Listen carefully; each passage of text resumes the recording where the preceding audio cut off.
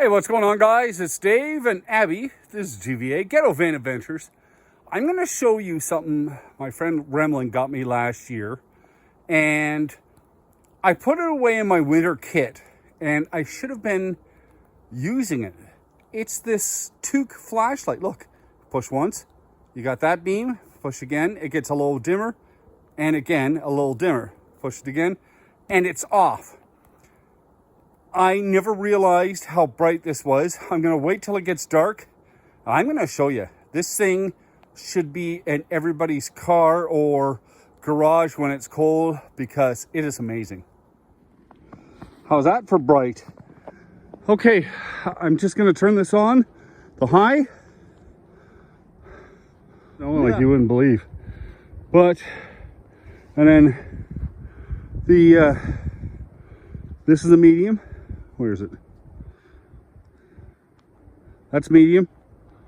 That's low. But I think that's pretty spectacular. Off.